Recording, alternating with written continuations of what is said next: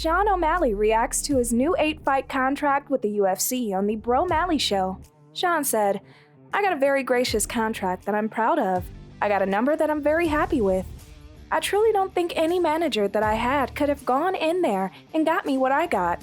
That also helps with the relationship built with the UFC. I feel like I have earned this contract. I feel like I have earned the amount that I'm getting paid." Michael Chandler believes his fight against Conor McGregor could be the biggest pay-per-view that we've ever seen. I have confident expectancy for myself to show up and build this thing. Conor knows how to build things, so we're about to have a blast. You think 2 million is a possibility? I feel like it is. What do you think? I think 5 million is a possibility. Dang, really? No. No. Shit. I mean, traditionally, traditionally, if you look at the numbers.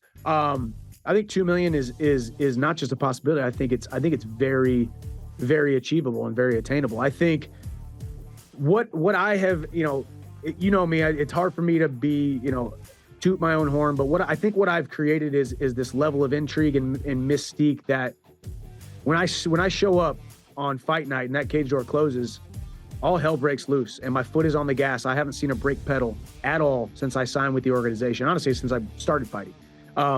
And it's just continued to build and build and build. So you look at why this fight got made, Conor knows it's going to do big numbers. You look at why this matchup, the UFC knows it's going to be a massive fight. And can we tip our hat to Conor McGregor? I am not the easiest fight for him to come back against after 2 years of layoff.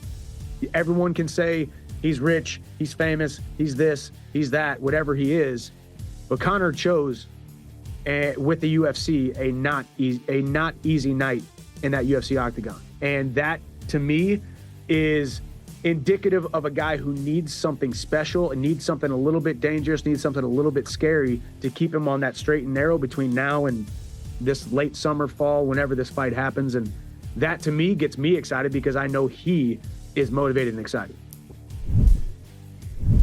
Chandler also gives his prediction on Islam versus Volkanovski today, and I said I think Volkanovski can weather the somewhat of a one-dimensional attempt of Islam, but if Islam is able to do what he wants to do what he needs to do to win, it's going to be a hard night at the office for Volk. I still favor Volk in this. I do think as a 145er, I think he carries that weight that he used to be at, that 200-something pound rugby player. I think he carries that strength. I think Islam will be surprised at how strong Volk is at 155, being a 145 pounder. Volkanovski just has too many tools, and his fight IQ is very, very high. So if I give the edge, it's Volk, but it's not a big edge. Conor McGregor will need 6 months of USADA drug testing and 2 negative tests before fighting Michael Chandler. As of today, February 4th, Conor McGregor still hasn't re-entered the USADA drug testing pool. Per USADA officials, it's not required for TUF coaches, but he will still need 6 months of testing before fighting Michael Chandler. Joe Rogan hopes Francis Ngannou fights John Jones or Cyril Gane after having a boxing match. The perfect world is Francis Ngannou goes over, has some big money, heavyweight boxing fight, John Jones and Cyril Gane have a fight, John wins, Cyril wins, whoever wins is the UFC champ. And then Francis comes back, he can totally come back. Francis, if you're listening, sir, please don't sign an exclusive contract, says Joe Rogan. Leon Edwards is confident and ready to defend his title on home soil. On the MMA Hour, Leon said, "I've never lost a fight in the UK. For Usman to come to the UK, my headline show in London for the belt. I just can't see how he gets it done." Michael Chandler predicts his fight with McGregor. Quote card thingy on social, and he quote tweeted it with a laughing emoji, but I think it was about like how you're gonna beat him, Mystic Mike and all that stuff. And that's the only thing that I've seen where it's like him sort of responding in a, I don't even want to call it confrontational, but like, did you see that as well? And if so, what was your take on that? I did. I missed it until somebody retweeted it because Okay. I didn't see it. But I mean, it's good. Whatever. I think if I was in his position and he said that to me, I would laugh as well. But that's what I see. That's how I break this fight down. That's how I analyze it.